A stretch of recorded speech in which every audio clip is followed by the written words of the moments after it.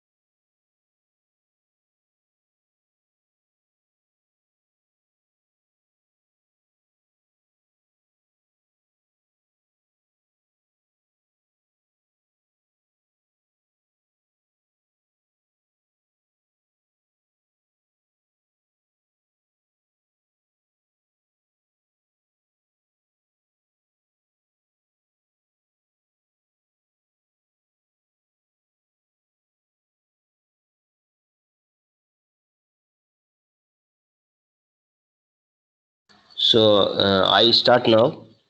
So today I will mainly discuss about the types of robots. Okay, according to their kinematic structure, their workspace geometry, and their configuration of joints and links. Okay, so ये एक थोड़ा सा topic consider करेंगे about the construction of the robots.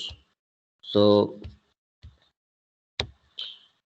I am sharing my screen.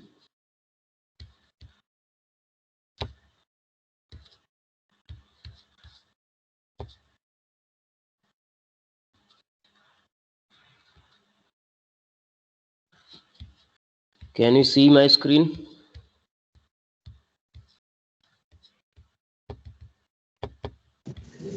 Yes, sir. So there are some more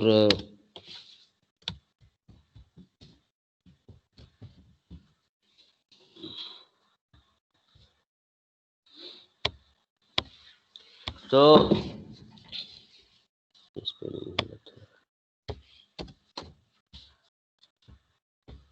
I am here discussing about the various types of robotic structures that are cylindrical, Cartesian, spherical, articulated, Square and Puma robots. They have different applications in industry, and as per the requirement, different types of robots are used in industries. Some robots may be used for cranes. Some of the robots are used for artificial alignment of the target, such as in you can say in the tanks and in defense system, and some Cartesian robots are there. Here you can see the notations: triple P, RPP, double RP, triple R, RRP. These all are the configuration of the types of joints and links. Okay, R represents for the revolute joint, P represents for the prismatic joint. In the revolutory joints, the angle of the links can be changed, and in prismatic joints, the voice is coming or not? Okay, mic चालू है. So Yes, sir. in revolute joints, the angle can be changed, and in prismatic joints, the length can be changed. So there are different types of structures depending on the configuration of joints and uh, links. Okay, so I am first discussing about the Cartesian robots. Okay, so कोई बोलना चाह रहा है कुछ? So in the Cartesian robots, one link here you can see. So the robot, all the assembly can move up and down. So here you can see that the robot assembly can move up and down based on this. this you can see D3. D3 is a movement of up and down. Okay, and suppose another structure is which provides the movement from this direction to this direction, means whole of the assembly can this S25 assembly you are looking, so this can move in the both directions, that is D2. Okay, and here the whole structure can move in this direction, so this is D1. Here also the same thing is represented in the structure. Can you show the air arrow देख सकते हैं आप लोग,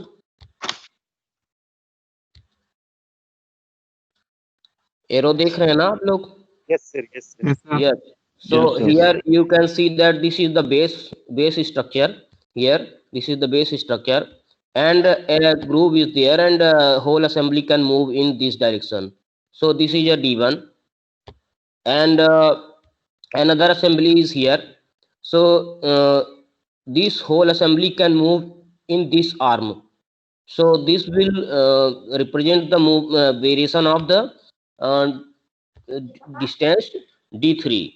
Okay, and this is Z1, and the direction of this the object terminal point, tool point, can be changed by this distance. So this tool can move in this structure, okay, up and down. Understand? So here how many joints are there? 3 joints are there.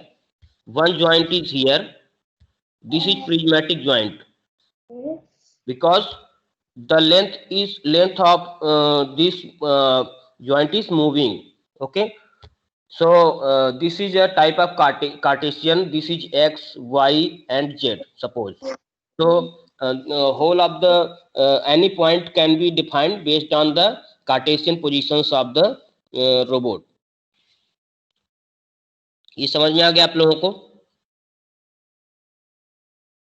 कोई एक respond कीजिए। Yes, sir. आप लोग जहाँ पे भी बैठे हैं, तो वहाँ पे जिनके पास आसपास में नॉइज ना हो वो, तो आप लोग माइक ऑन करके रखिए। मतलब कि एक हमें रियल क्लास में जैसे कि एक रिस्पॉन्स होता है, तो वो मतलब जहाँ भी ऐसा हो जिसके पास कि हाँ ये है कि कोई बैकग्राउंड नॉइज नहीं आएगी, तो आप माइक ऑन करके रख सकते हैं। ओके, तो नेक्स्ट है, इसका मोस्टली यूज कहाँ होता है?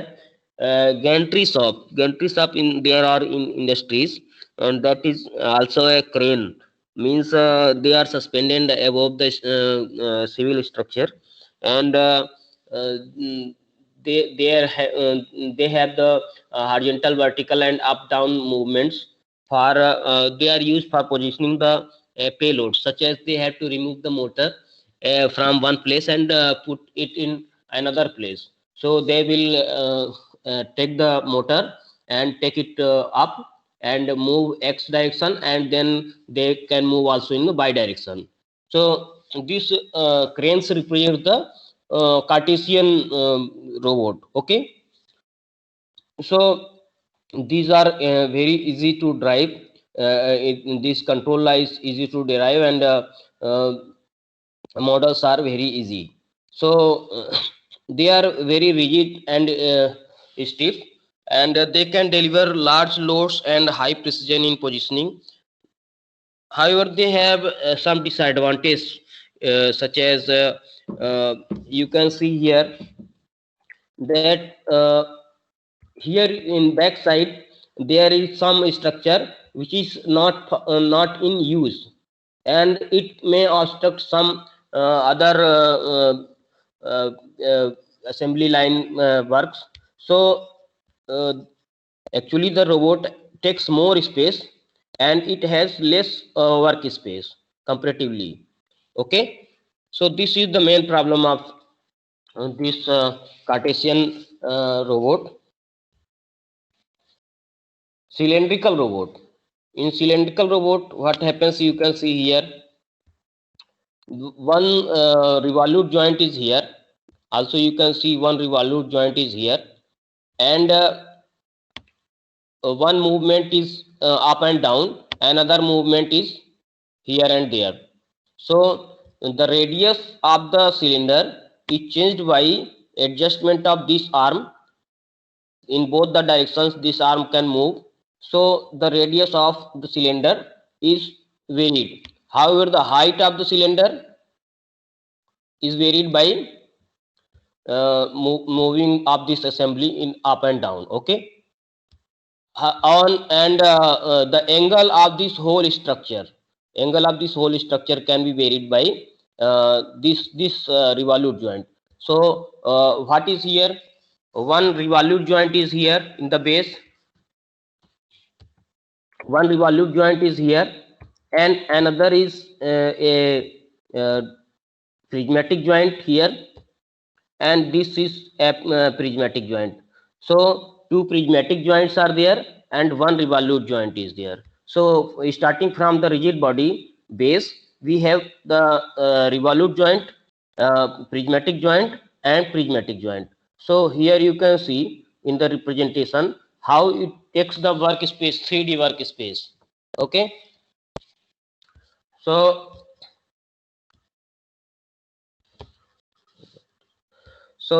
this is the representation of a revolute joint, as I have told you earlier, and this is the representation of the prismatic joint, in which the displacement of the distance and the length of the arm can be changed, and distance between the joints can be changed. And also this is another prismatic joint in which the length of in the vertical in the horizontal position can be changed. Okay. So is it clear? Yes, sir. जिसे समझ में ना आ रहा हो पूछिए भाई। हो गया सर। इसमें क्या है, एडवांटेज क्या है, इसका जो कुछ पोर्शन है वो दूसरे उसमें वर्क्स में इंटरफेयर करता है and complicates the path planning and control, because some back part of the robot can obstruct in the some workspace configurations, and it takes the form of a hollow cylinder, so it is called the cylindrical robot, and it has high precision, and it is easy to pick and place operations in the industries. बहुत सारे industries में ज्यादातर यही use होते हैं, एक स्केरा और एक cylindrical robot. Okay.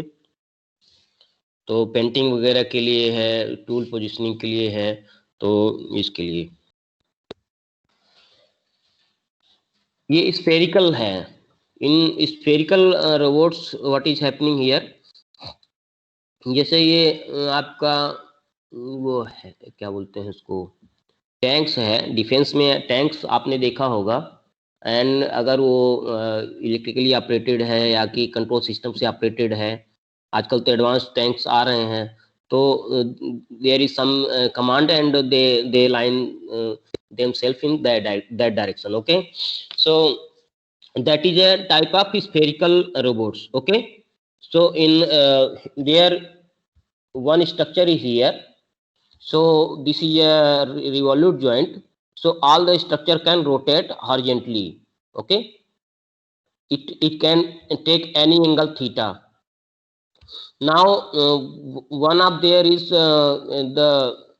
this is a revolute joint in which the whole structure can take any angle, so this is R, and a prismatic joint is there. So this is a type of structure, that is prismatic, revolute and prismatic. Okay, here you can see the workspace geometry taken by this robot. Okay, so it is a cylindrical, spherical in nature. Okay, समझ में आ रहा चीज? Yes sir. इसमें कोई queries हो तो पूछ लो भाई।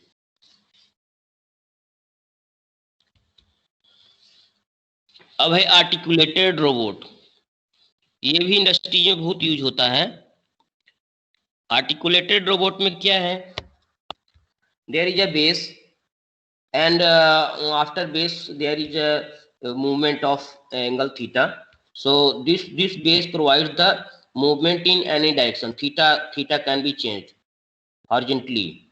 So this is a this type of joint. Can anyone tell?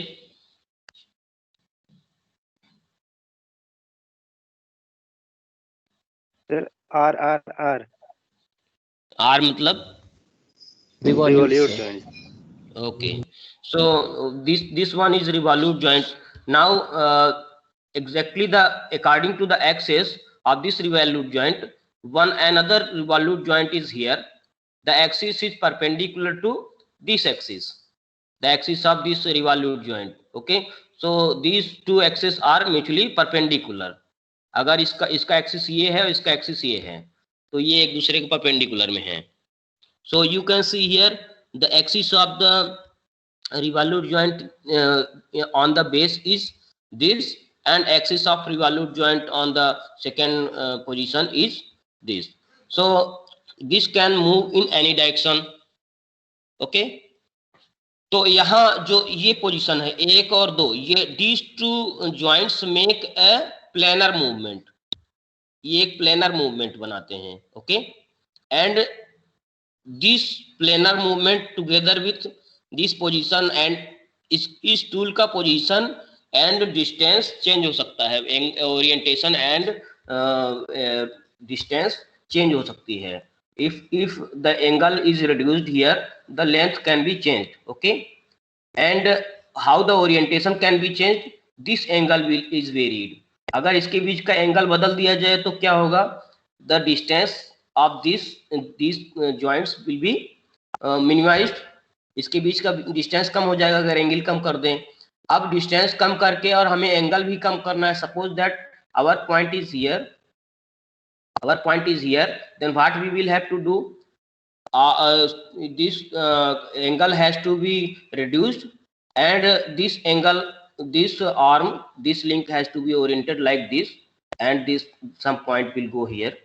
So the articulated robot arms will take this position. Okay, ऐसे understand. तो अब ये किसी 3D में है, अगर ये सपोज ये पॉइंट मूव कर गया यहाँ पे कहीं भी, तो हमारे जो वर्टिकल एक्सिस है उसके अलॉन्ग ये रोबोट पूरा घूम जाएगा, तो पोजिशनिंग हो जाएगी. So this is a name of this arm is KUKA 500 arm. This is articulated robot.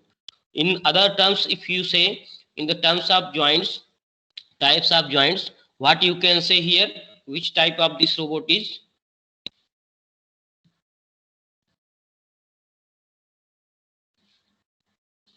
कोई बताइए. Revolute joint.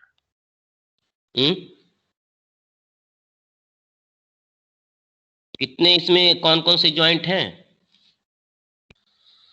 Sir revolute joint है sir. Revolute. How many revolute joints are there? 3, sir. 3. So what is the type of configuration according to the joints? R. Arm जो hand R. नहीं, इसका R3 कहलाएगा इसका मतलब ये रोबोटिक आर्म तो है ही, रोबोटिक मैनिपुलेटर तो है ही. This is the basic configuration, but according to the joints it is triple R. One revolute sir joint इसका and third revolute joint, and we calculate the joints from the starting from the base. हम ऐसा भी तो कह सकते हैं कि जैसे मान लो कि यहाँ पे एक प्रिज्मेटिक हो, यहाँ पे रिवॉल्यूट हो और यहाँ पे एक रिवॉल्यूट, तो हम PRR भी तो बोल सकते हैं, लेकिन नहीं, हम लोग स्टार्ट करते हैं कहाँ से, बेस से. So this is the RRR. Okay, अगर हम इसकी बात करें तो यहाँ पे क्या होगा, यहाँ पे होगा RRP. ओके, ऐसा नहीं हो कि PRR होगा, यहाँ से हम बेस से स्टार्ट करते हैं. ओके, हम जो फिक्स करते हैं रेफरेंस वहां से. नेक्स्ट है स्केरा. सर यस सर पीछे वाले में उसका वर्क स्पेस क्या होगा, RRR में ये वाला स्ट्रक्चर? हाँ, इसका स्ट्रक्चर क्या होगा वर्क स्पेस का? इसका वर्क स्पेस का स्ट्रक्चर इसमें दिया होगा।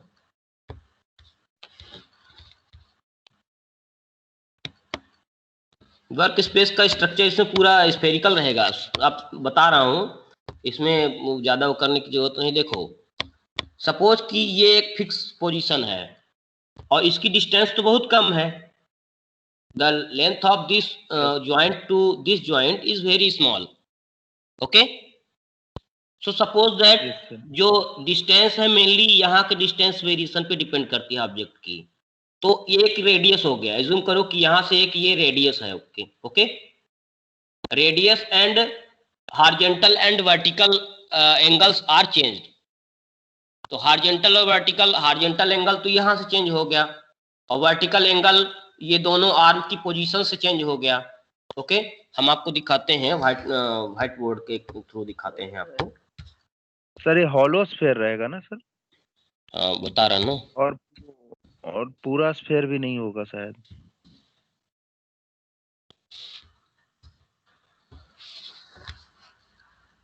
देखो अब मैं बता रहा हूं, सपोज कि शुरू में हमारा जो रोबोट है, ओके, यहाँ पे एक यहाँ पॉइंट है एक, ठीक है, इस पॉइंट को हमें ट्रैक करना है।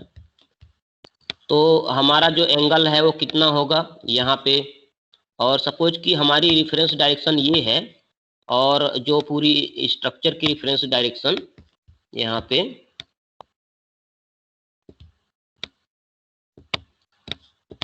स्ट्रक्चर की रिफरेंस डायरेक्शन यहाँ पे हो गई। Okay, you can see here this is theta. Okay, तो अभी ये रिफरेंस 0 डिग्री है और यहाँ पे थीटा डिग्री ये मूव किया तब जाके ये ऑब्जेक्ट में पहुंचा और डिस्टेंस कितनी हुई मेंटेन किया इसकी d। ओके, ठीक है। अब हमें सपोज कि एक ऑब्जेक्ट यहाँ पर है, ठीक, तो ये पूरी जो स्ट्रक्चर है ये स्ट्रक्चर कैसे मूव करेगी, ये पहले तो ये हॉरिजॉन्टल वाला जो एंगल है यहाँ वाला वो मूव करेगा ऐसे, इतना भी घूम सकता है, मतलब जहाँ पे इसका अलाइनमेंट इसके हिसाब से सही होता है। ओके, नाउ सपोज दैट कि इसका जो डिस्टेंस है, लेंथ है, वो कंपेरेटिवली इसके ये कम है, मतलब ये इसकी डिस्टेंस अगर r मान लो तो r मान लो कि लेस देन d है, तो ये क्या होगा, यहाँ तो घूमेगा पहले जाके एक फाई एंगल से घूम गया। ओके, फाई एंगल घूमा और फिर उसके बाद इसका एंगल चेंज हुआ, सपोज साई एंगल इसके बीच का चेंज हुआ तो डिस्टेंस भी चेंज होगी। तो यहाँ पे इसकी पोजीशन आ गई, सपोज कि यहाँ पे ये रोबोट आर्म की पोजीशन ऐसे आ गई, ठीक। ओके, तो यहाँ पे इसने क्या किया, डिस्टेंस भी चेंज हुई, हॉरिजॉन्टल एंगल भी चेंज हुआ और सपोज कि जो हॉरिजॉन्टल से इसका एक एंगल है इस ऑब्जेक्ट का वो भी चेंज है। तो यहाँ तो दूसरा एंगल है ऑब्जेक्ट का। ओके, तो हमारा क्या है, जैसे स्फेरिकल में हम क्या अज्यूम करते हैं कि r theta phi, okay, r theta phi हम अज्यूम करते हैं ना स्फेरिकल में। Yes sir. Yes sir. तो एक हॉरिजॉन्टल एंगल, एक vertical angle and radius of the sphere. तो रेडियस ऑफ स्फीयर, अब इसका मैक्सिमम रीच स्पेस कितना है, you can see here maximum reach space अगर वो करना है तो यहाँ से कैसे वो करोगे कि अगर हम पूरी आर्म को अगर सीधा कर दें, ये मान लो सर पूरी, हाँ सर ये रोबोट का जो वर्क स्पेस है वो जैसे हम लोग का हैंड है, सेम उसी तरह लग रहा है मुझे, जितना हम लोग का हाँ, हैंड तो का यही तो वर्क है, अपना हाथ है और क्या। क्योंकि दो ये जॉइंट हो गए, एक बॉल एंड सॉकेट जॉइंट हो गया। हाँ, तो ये एल्बो कहलाती है ये, हाँ ये एल्बो है। तो ये सर तो आप जब हमारे पास स्फेरिकल है तो इसको क्यों यूज कर रहे हैं सर? स्फेरिकल कैसा? ऑलरेडी हमारे पास रोबोट है तो इसको कॉम्प्लेक्स क्यों कर रहे हैं हम लोग फिर हैंड वाला यूज करके? इसका बेनिफिट क्या है सर उसके कंपेयर में? भाई देखो, कॉस्ट इंडस्ट्रीज में सब चीज ऑटोमेटेड करना है जो मैकेनिकल रोबोट्स जो हम बनाएंगे that will not need the food, they will need the only electrical energy, खाना के लिए नहीं परेशान होंगे। और दूसरी बात ये उनका मेंटेनेंस हम लोग जैसे कि इंसान का ख्याल रखना पड़ता है, तो machines will given the command and they will continuously work, they will not tire. Okay, so we use in industries in place of human, we can use the automated robots which can do their work as per the command continuously without tiring. Okay, जैसे कि यहाँ पे देखो हम एक चीज बता रहे हैं कि अगर हम पूरा ये आर्म को हम सीधा कर दिए, इसके बीच का एंगल जो ये एक्सिस और ये एक्सिस के बीच का एंगल 0 हो गया, यहाँ पे इसके बीच का एक्सिस मान लो थीटा है, तो यहाँ पे तो 0 हो गया। अगर ये पूरा हमने सीधा कर दिया तो अगर हम इसे हॉरिजॉन्टल और वर्टिकल एक्सिस में कहीं भी घुमाते हैं तो एक ये क्या करेगा, एक स्फीयर का शेप ले लेगा, पूरा ये पूरा एक स्फीयर बना देगा। सर इस केस में सिलेंडर होगा। अगर वो एंगल 0 कर देंगे तो फिर सिलेंड्रिकल हो जाएगा। नहीं यार, समझ नहीं रहे हो। यहाँ पे सर हेमीस्फेयरिंग सर नीचे तो नहीं जा सकता है ना? हाँ, नीचे नहीं जा सकता है हेमीस्फेयर, ये इसकी हेमीस्फेयर वो भी हॉलो होगा, इसका एक लिमिट होगा, क्योंकि रेडियस तक नहीं पहुंच पाएगा। सेंटर को हम देखो लोग ये थोड़ा जो सा रेडियस, जैसे एक स्टॉपर होता है ना, कि जैसे यू कैन सी हियर कि ये इसकी जो सेकेंड लिंक है यहाँ नीचे वाली, तो अगर यहाँ पे सपोज कुछ स्ट्रक्चर है पिस्टन वगैरह, तो उसका मैक्सिमम ये पोजीशन यहाँ तक ले सकता है, सपोज दैट यहाँ तक उसकी एक स्पेस है कि इतना ही वो कवर कर पाएगा। तो सपोज कि ये जो अपना स्पेस है कि यहाँ से आके कितनी कहाँ तक ले सकता है, ये एज्यूम करो कि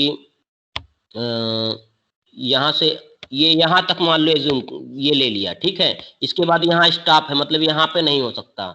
मैक्सिमम अलाइनमेंट अगर सीधा कर देगा तो यहाँ पे लेगा, अगर थोड़ा सा कम उसको लेना है तो यहाँ पे डिस्टेंस लेगा।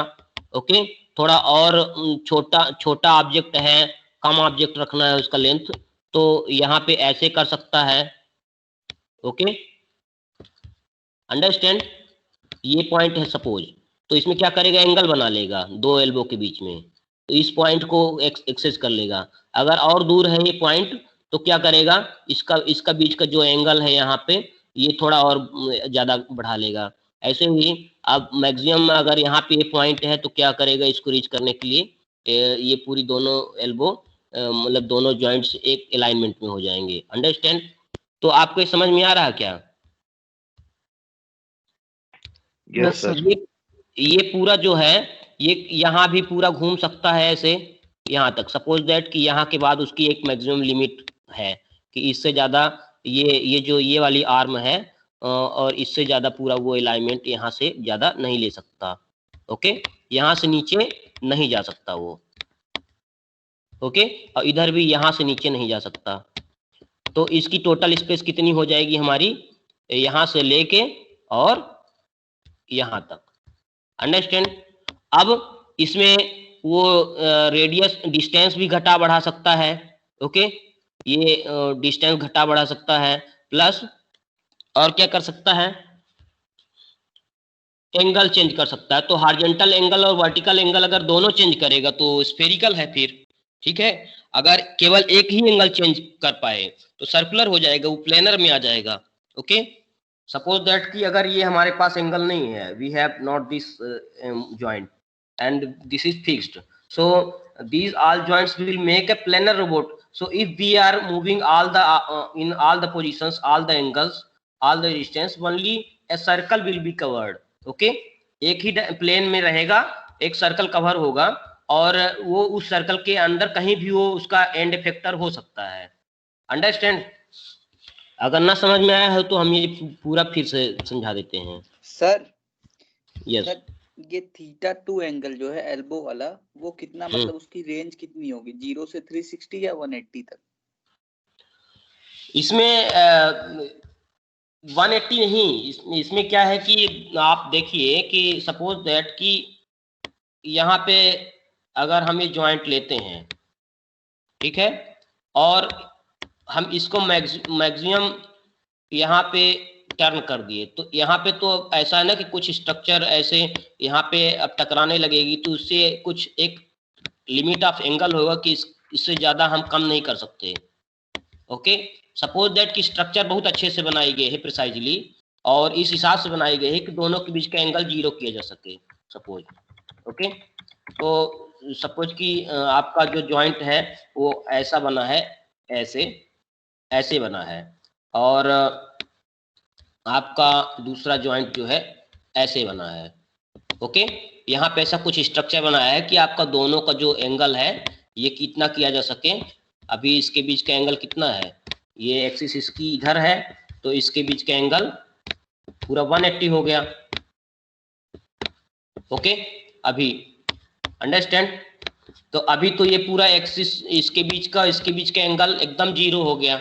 यहाँ पे इसके बीच का एंगल 0 हो गया, यहाँ पे मतलब इसके अगर एक्सिस से माने तो 180 डिग्री हो गया। ओके, और अगर हमारा स्ट्रक्चर इस टाइप से नहीं बना है, कुछ प्रिसाइजली नहीं बना है, तो उस कंडीशन में हमारा क्या होगा कि कुछ एंगल की लिमिट होगी। ऐसे ही ये स्ट्रक्चर्स में एक एंगल की लिमिट होती है। ओके, जैसे एकदम अगर ये टैंक्स हैं डिफेंस में, तो हो सकता है उसको एकदम वर्टिकल खड़ा नहीं करता होगा टैंक को, ठीक है। और जो क्रेन्स है, क्रेन्स में भी एक लिमिट होती है कि कितना नीचे ला सकता है। आप देखे होंगे कि जब रोड में क्रेन्स वगैरह आती हैं तो वो एकदम पूरा एकदम डाउन कर देते हैं, फिर भी वो कुछ एक सर्टेन ऊपर रहता है, ठीक है ना, वर्क स्पेस में एक कितना ऊपर फिक्स रहेगा वो। तो एक इनकी लिमिट बनी रहती है कि उससे ज्यादा हम नहीं कर सकते। सपोज दैट अगर ये whole of the structure is moving 360 degree और कई बार घुमा सके, तो जो केबल है, इसकी केबल जो कनेक्टिंग केबल है ड्राइव्स वगैरह के लिए, वो क्या होगा, वो 360 अगर कई बार घूमेगी तो वो केबल बचेगी? नहीं सर, टूट जाएगा सर। हाँ, क्या वो केबल सेफ रहेगी? हेलो सर, हॉरिजॉन्टल वाला जो नहीं प्लेनर है वो तो 360 डिग्री रोटेट कर सकता है सर। कोई जरूरी थोड़ा ना केवल हमारा एक्सटर्नली कनेक्टेड हो, इंटरनली कनेक्टेड हो सकता है जो स्ट्रक्चर है उसके अंदर। हाँ, ऐसे ही कर सकते हैं। मतलब वो डिपेंड करता है कि हमारा जो उसको पावर है वो फ्लेक्सिबिलिटी कितनी। जैसे कि आप ये देखते हैं हम जो अपना लैपटॉप वगैरह है, इसमें मूविंग जॉइंट्स होते हैं। जैसे कि अपन लोग कम्यूटेटर और ये स्लिप रिंग्स होते हैं मोटर में, तो भाई मोटर तो कई बार 360 घूमती रहती है, इवन आफ्टर दैट कनेक्शन तो मेंटेन रहता है। तो ऐसे ही कुछ अगर उसमें सर जो स्ट्रक्चर है, जो हमारा जेसीबी होता है वो भी तो हॉरिजॉन्टली 360 डिग्री रोटेट करता है, और जो वर्टिकल आर्म होता है वो समथिंग मतलब कुछ एंगल पर रोटेट करता है। कौन सा जेसीबी? सर जो उसका वो जो इंजन होता है, वो जो उसका ये जो बेस होता है उस पर तो 360 डिग्री रोटेट कर ही जाता है सर। कौन सा मतलब ये किस किस इसकी बात कर रहे हो, किस इक्विपमेंट की? सर ये जो हमारा जो रोड बनाने में जो सर जेसीबी यूज होते हैं वो तो 360 डिग्री रोटेट कर जाता है। हाथ देखो एक हाथ बात। नहीं सर, इंजन इंजन जो होता है वो किसी बेस पर होता है ना, हाँ, तो वो इंजन 360 डिग्री रोटेट कर जाता है सर। तो यहाँ पे एक्चुअली इंजन की बात नहीं हो रही ना, this is a specific object, मतलब रोबोटिक मैनिपुलेटर की बात हो रही है। तो इंजन पे तो कंट्रोलेबिलिटी नहीं रहती ना, बस घूम जाता है बस। अब उसमें से आप कोई काम नहीं ले सकते अगर बिना उसको अभी आप एफिशिएंटली यूज नहीं करते हैं। मोटर आप घुमा रहे हैं तो जैसे वर्कशॉप्स होती हैं तो मोटर घूम रही, लेकिन आप उससे देखिए कि जो हेक्सा होती है जिससे वो कटिंग होती है, वो हेक्सा एक अलाइनमेंट में कंटिन्यूअसली आगे पीछे जाती है। मोटर तो पूरी कंटिन्यूअसली रोटेट करती है, बट हेक्सा क्या होता है, आगे और पीछे मूव करता है एक रेंज में। तो एक्चुअली जो मोटर है, मोटर का वर्क डिफरेंट है, और जो रोबोटिक्स है, रोबोटिक मैनिपुलेटर, इनका वर्क डिफरेंट है। इसमें हम क्या है कि एक रेंज होगी, स्टॉपर लगा होगा कि हम इससे ज्यादा एंगल नहीं ले सकते, या हम इससे ज्यादा केबल जैसे एक फ्लेक्सिबिलिटी होती है केबल की, कितना दूर तक जा सकता है, आप यहाँ पे हम आपको पिछला दिखा रहे हैं। ये यहाँ पे आप देखिए कि एक रोबोट की एक केबल की लेंथ है, यहाँ पे देख रहे हैं आप ये केबल। तो इस केबल की लेंथ के कारण इसका एक लिमिटेड एंगल, लिमिटेड डिस्टेंस है कि इतना ही मूव कर सकता है और आगे मूव नहीं कर सकता है। So there are limits on the joints. Okay, समझ में आ गया चीज? यस। तो ये it is very simple, this is a spherical type of structure, क्योंकि इसमें हम एक जॉइंट टू जॉइंट डिस्टेंस भी चेंज कर सकते हैं और इसका स्पेस में ओरिएंटेशन भी चेंज कर सकते हैं। अंडरस्टैंड? जैसे कि यहाँ पे आप देख लीजिए, थोड़ा सा और हम बता देते हैं कि एक ये पॉइंट है और एक ये पॉइंट है। ओके, और बेस हमारा यहाँ पर है। तो यहाँ पे एक जॉइंट है, एक जॉइंट यहाँ पे, तो इसको पहुंचने के लिए क्या करेगा वो, यहाँ पे से लेगा पॉइंट, लेकिन इसको लेने के लिए क्या करेगा, क्योंकि डिस्टेंस तो इसकी फिक्स है डी टू और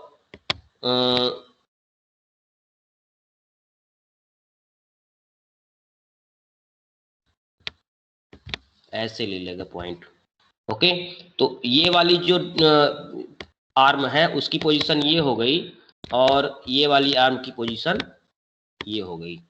ओके, तो जॉइंट्स के बीच में पहले जो एंगल हमारा कितना था, जॉइंट्स के बीच में एंगल है θ1, ये मान लो ग्रेटर है 120 से, तो इसके बीच में अब कितना एंगल हो गया, θ2, सपोज दैट कि मतलब दूसरी पोजीशन का एंगल θ2 है, तो ये लेस देन कितना हो गया, लेस देन 60 डिग्री है, तो एंगल चेंज हो गया। अब ये सब इसके एंगल चेंज होने से क्या हुआ कि लेंथ चेंज हो गई, इसके बीच की लेंथ देखो, यहाँ डिस्टेंस कुछ और थी, अब यहाँ पे डिस्टेंस कुछ और हो गई, तो डिस्टेंस भी चेंज हुई, प्लस अब जैसे कि एंगल है तो यहाँ हॉरिजॉन्टल और वर्टिकल एंगल चेंज करने से यहाँ पे देखो, पहले इसका कितना एंगल था, इसका अब कितना एंगल है हॉरिजॉन्टल से, देखो हॉरिजॉन्टल से इस आर्म का पूरी स्ट्रक्चर का एंगल कितना था, इतना, अब पूरी स्ट्रक्चर का एंगल कितना हो गया हॉरिजॉन्टल से, इतना। ओके, सो इसने अभी तो प्लेनर मूवमेंट किया, प्लेनर मूवमेंट में क्या हुआ, इसके बीच का एंगल चेंज हुआ, यहाँ का एंगल चेंज हुआ, और ये हॉरिजॉन्टल के रिस्पेक्ट में पूरी असेंबली का एंगल चेंज हुआ। बट अब 3D में वो पॉइंट मूव किया है, तो क्या होगा, एक एक्सिस के, ये एक एक्सिस है और इसके मतलब इसके चारों, सर वीडियो नहीं आ रहा है सर, स्क्रीन दिख नहीं रहा है कितनी देर से नहीं दिख रहा है सर, बहुत देर से दिख नहीं रहा, मुझे लगा सिर्फ मेरे में सर अभी हो सर, गया एक मिनट से सर।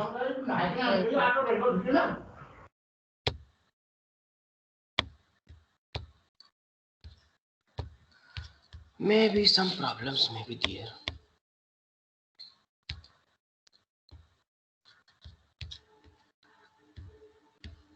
अभी दिख रहा है क्या? नहीं दिख रहा है sir. No sir, no sir.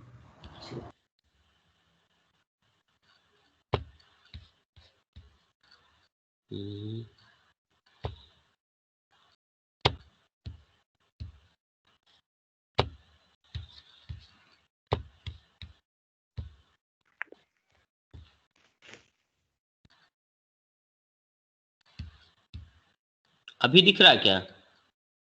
नहीं सर। नहीं सर। थोड़ा टाइम लग सकता है, हो सकता है। चलो, अभी हमने व्हाइट बोर्ड दिखाया हुआ है, तो अगर वो डायग्राम दिखता है तो बताना। ओके, नहीं दिख रहा सर। कैसा? नहीं दिख रहा है सर। नहीं दिख रहा है। स्लाइड दिख रही क्या? स्लाइड सर कुछ नहीं दिख रहा है, बस आपका फोटो दिख। मेरी आवाज आ रही है और वो नहीं दिख रहा है। जस्ट मिनट, मैं मोबाइल चालू करूँ तो दिखे कि क्या कंडीशन है अभी प्रेजेंट में। मोबाइल चालू करके मैं पहले देखता हूँ कि मेरी स्क्रीन आती है कि नहीं उधर, क्योंकि ओके सर। अब बार बार आप लोगों से रिस्पांस लेंगे तो। एक मिनट,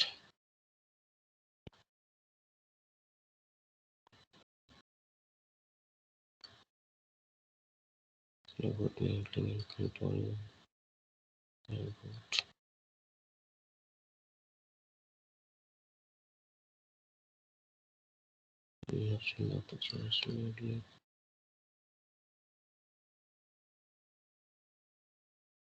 नौ से 9:50 वाली तो सिर्फ आज ही लेक्चर चला है ना ये सिर्फ। हाँ सर। तो एक 9 से 9:50 वाले में एंटर करते हैं।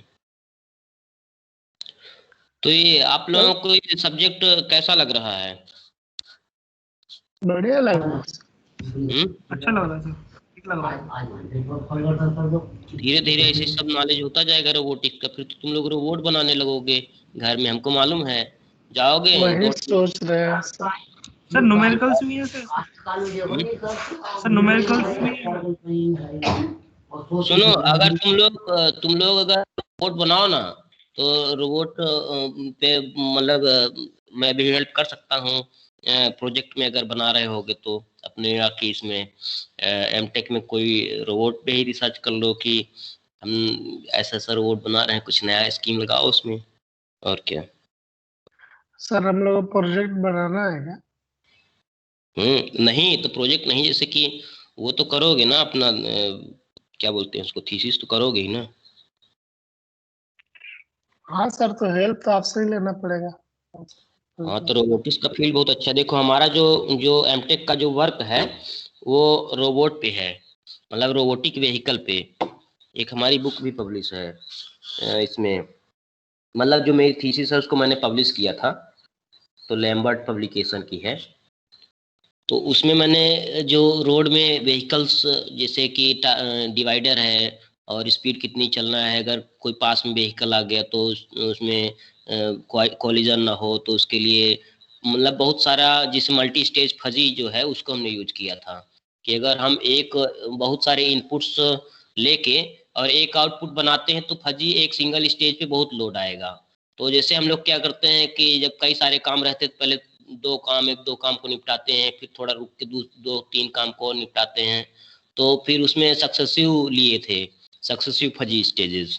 तो उसके बेस पे हमने बहुत बड़ा कंट्रोलर बनाया था, उसमें तो कम से कम 20-30 फजी मतलब फजी ब्लॉक होंगे अंदर, और 20-30 फजी ब्लॉक के अंदर हर एक ब्लॉक में बहुत सारे रूल्स थे।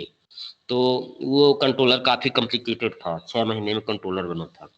तो ये रोबोटिक्स का फील्ड बहुत अच्छा है। आप लोग इसमें जो कैमरा है, अल्ट्रासोनिक सेंसर है, इसको लेके आप लोग रोबोटिक व्हीकल बना सकते हो, रोबोट आर्म बना सकते हो कोई, ठीक है ना। कोई स्केलर रोबोट में वर्क कर सकता है, कोई कार्टेशियन रोबोट पे वर्क कर सकता है, ठीक है।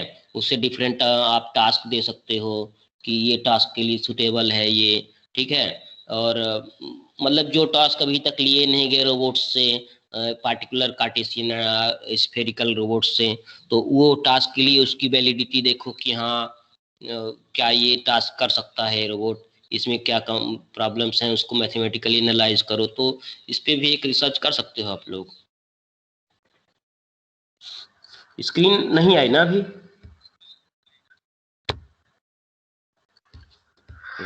नहीं सर। तो कहीं व्हाइट बोर्ड ने तो नहीं बिगाड़ दिया हमारा खेल?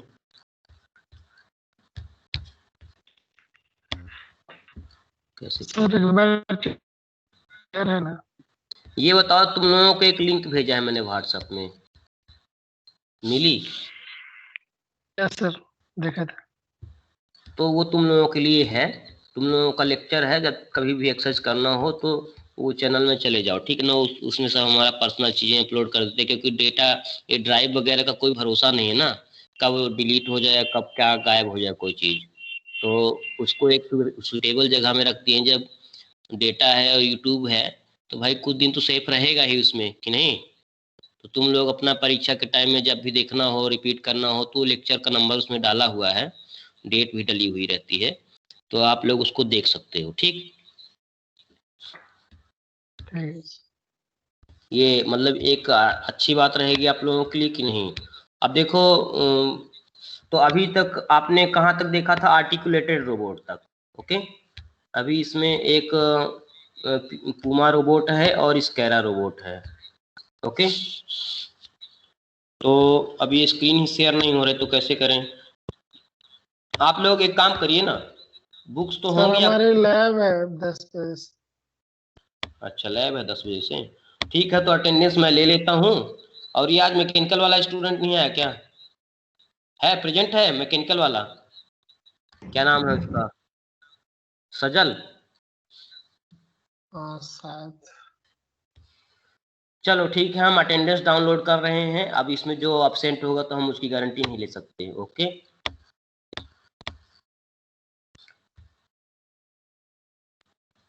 सो अटेंडेंस तो डाउनलोड हो गई है। अब आप लोग चाहे तो जा सकते हैं। Thank you sir. Okay. Thank you sir. धीरे धीरे थैंक यू होगा सर। सब्जेक्ट पे, ऐसे आराम से एक इंटरेस्ट बनता रहेगा आप लोगों को। धीरे धीरे आप लोग सब सीखते जाओगे, कोई दिक्कत नहीं है, कोई टफ नहीं, कुछ नहीं है, ओके। Okay sir. और हमारे समझाने में कोई प्रॉब्लम होगी तो बता देना भाई।